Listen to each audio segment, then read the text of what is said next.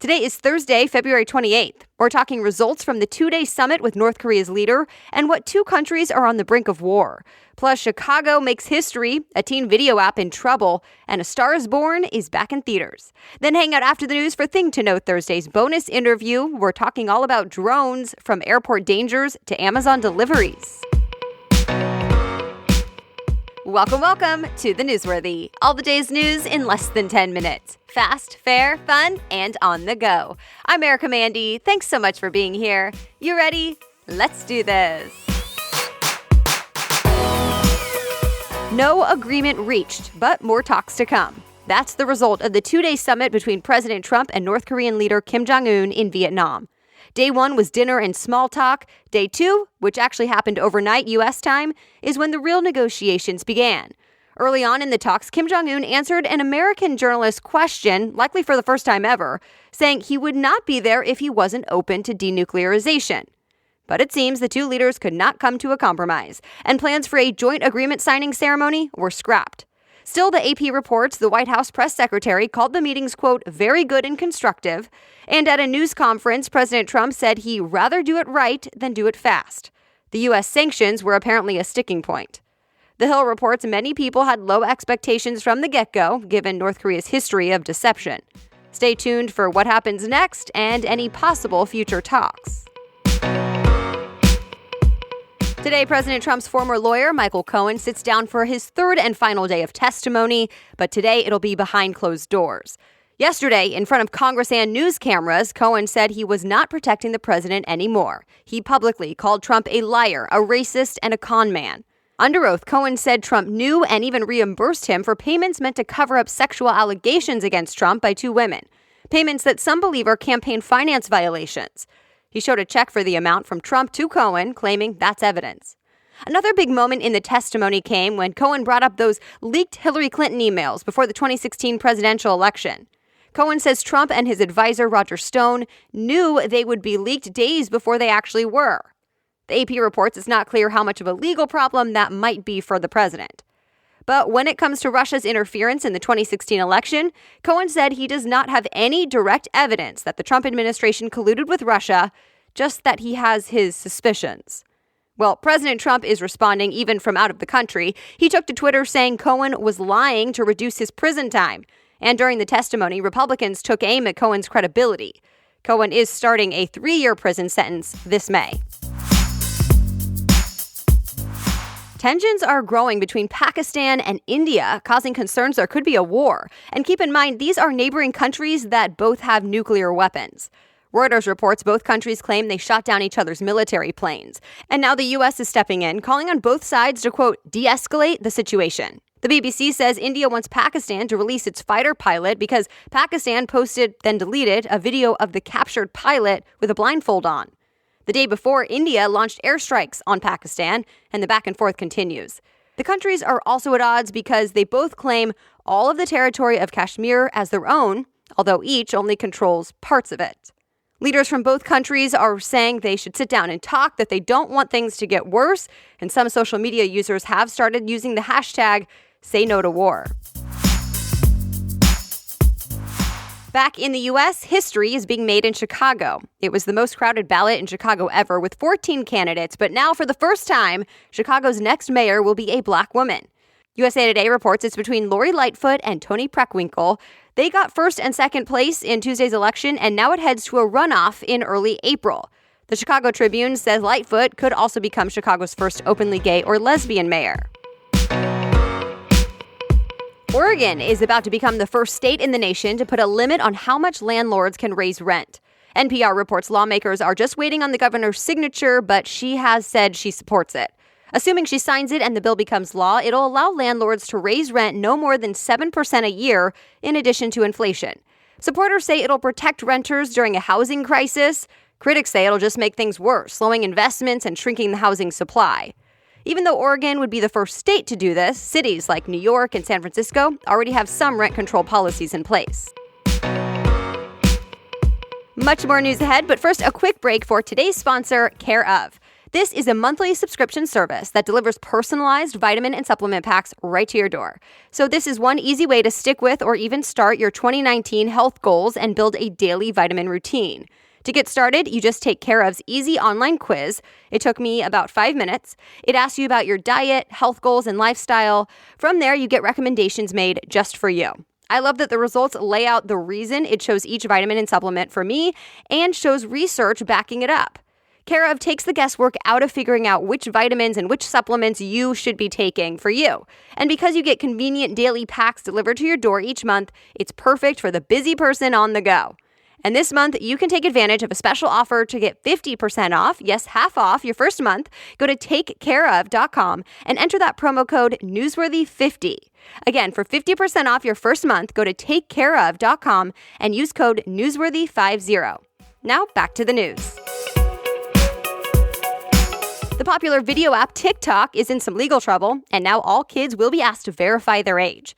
TechCrunch reports the FTC fined the company $5.7 million for violating U.S. children's privacy laws.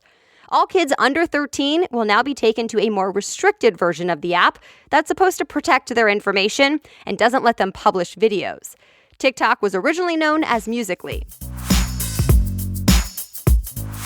Big news from Tesla is expected this afternoon, but we don't know exactly what it'll be. Fox Business says CEO Elon Musk teased some Tesla news on Twitter without providing any details. But at the same time, Musk is still dealing with some possible legal trouble himself. The SEC claims Musk violated their settlement and should be held in contempt. Now Forbes reports a judge gave Musk 2 weeks to prove he didn't break the agreement. Remember, Musk was already fined and removed as chairman from his company because of past tweets. Speaking of Tesla, it has some new competition. Volvo's high-end car brand Polestar just revealed its all-electric model, said to be a big competitor with Tesla's Model 3. The Verge says the Polestar 2 can travel nearly 300 miles on a single charge. CNBC reports it's also one of the first cars in the world to be powered by Google's Android system, with Google Maps and Google Assistant built in. The new electric car will cost around $45,000. Production starts in 2020. The movie A Star is Born with Lady Gaga and Bradley Cooper is coming back to the big screen, only for a week though. And this time it will have an extra 12 minutes of brand new footage. Entertainment Tonight says the new version will have an extended performance of the Oscar-winning song Shallow, plus some other extra long scenes. It's back in theaters starting tomorrow, March 1st. And that's it for the main news today, but it's now time for Thing to Know Thursday, where a different expert explains a different thing to know only on Thursdays after the news. This week, we're talking about drones, the good, the bad, and how they could affect our lives in the future. And yes, we do talk about drones delivering our Amazon packages. Joining me for this conversation is a founder and co-director of the Center for the Study of the Drone at Bard College in New York State. He's also written for Wired, Vice, The Verge, Fast Company, Oxford Research Encyclopedia, and many more media outlets. And he's the author of the upcoming book, Eyes in the Sky. So here's my conversation with Arthur Holland Michel, all about drones. So I first want to talk about the state of drones today in terms of how they're used. On one hand, they do everything from take pictures to help survey damage after a disaster. But on the other hand, we have heard a lot about drones disrupting flights at airports, and there's obviously controversy about their use in the military. So what do you think the industry is doing about dealing with both the positive and negative storylines? And where does the industry stand today? Sure. Well, what we're really seeing is that you have this fundamental sort of split between the fact that you can use the technology for all of these very positive, beneficial purposes, but also those very same tools in the wrong hands can really prompt situations that are at best, annoying and disruptive, all the way to being a serious security threat. It may not even be an area where regulations can actually save you. The things that happened, at airports recently where drones disrupted air traffic for hours on end were clearly illegal. Security services, law enforcement are looking to more drastic means to address the issue through things like counter-drone technology. A lot of the larger manufacturers will build in software to their drones that prevent them from being able to fly into, for example, restricted airspace. They're also doing a lot of work to try and educate would-be drone operators about the proper ways to use the technology. So where does that stand to actually have counter-drone technology that works well? But the fact of the matter is, with the current technologies that exist today, there's no silver bullet. So if you're trying to spot the drone in the first place, you can use a radar, you can use cameras, you can use microphones, but all of those types of systems are not necessarily going to be able to see all drones in all cases. On the interception side, you can try and jam the signals, you can try and hack into the drone and take control of it. On the more extreme side, you can try and shoot down with a net or perhaps even a laser. But if those systems are safe for use, then they may not be as effective. And if they are really effective, it might not be the kind of thing that you'd want to do, say, over the Super Bowl, where you've got tens of thousands of people. You don't want to shoot a drone out of the sky with a laser, for example. So these are the facts of life when it comes to counter-drone technology. A lot of manufacturers would really like to come out with that silver bullet solution, and it's a race to see who actually does that. One of the things that we hear a lot about is Amazon's idea, right, of using drones to deliver packages. And it's my understanding multiple companies at this point are testing this concept out in other countries outside of the US. How are those tests going? And do you think drones for everyday deliveries is actually a realistic thing that we'll see in the future? The technology, at least from the industry perspective, is pretty much almost there. The Amazon and some of these other companies will claim that they can already do that. And be that as it may, you're still going to have the fact that the regulations don't permit operations of that nature. If you look at U.S. regulations, they are fundamentally at odds with the idea of delivery drones. So I'll give you a couple of examples. In the US, you need to have one drone operator per drone, and that operator needs to be able to see the drone with their own two eyes at all times while they're flying. So the second the drone passes behind a building or behind a tree or over the horizon, you're suddenly breaking airspace rules. Well, of course, an Amazon drone is going to need to go beyond the horizon. It's going to need, operate alongside many other drones for every single human operator. So what we're going to have to see, in addition to the technology maturing a little more, is the regulations catching up to that. And that's a really complex task. Let's paint the picture a little bit about what that future might look like, because I think it was a Wall Street Journal article that broke it down about a test that was happening in a remote area of Australia. And some neighbors were saying it was awesome. I could get a burrito in 30 minutes. And other people were saying my dogs were going crazy. There's constant buzzing overhead. What does that future look like if the regulations caught up? Sure. So that article was about a Google test called Project Wing that is trying to do exactly the same thing that Amazon is trying to do at scale, wide area drone deliveries. And it's true. For these concepts to work, you're going to have a very busy airspace system. So one of the fundamental questions there is what altitude these drones are going to be flying at. Because it's true, drones can be pretty noisy, and they're going to have to operate at a fairly low altitude, because if they fly too high, then they're suddenly going to be interfering with the manned air traffic space.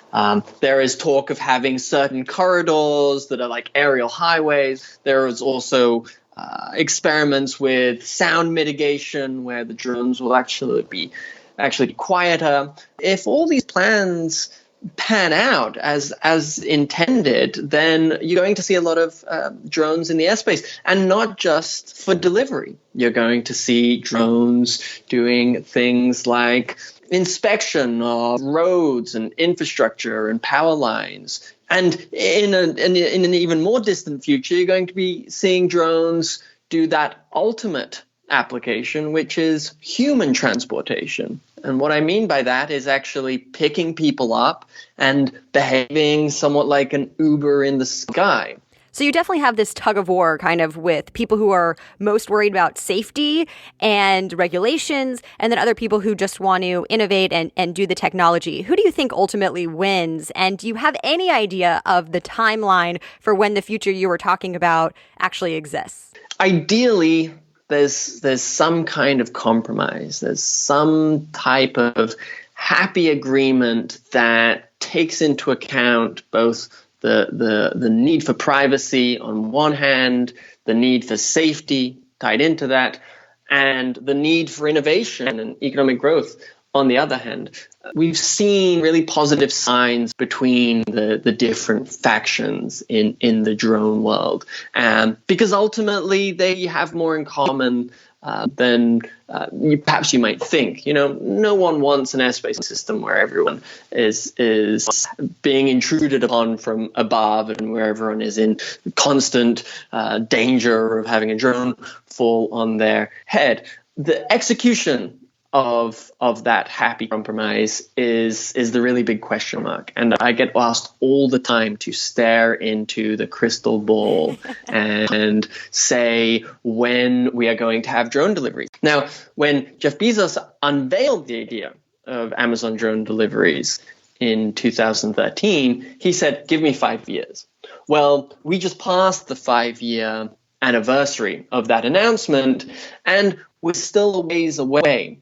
At the risk of being horribly wrong, I would say that it's not inconceivable that we might have to wait another 5 years or more. But it's hard to tell, because it's very possible that there's some teenager in a basement somewhere who's come up with an algorithm that cracks the code.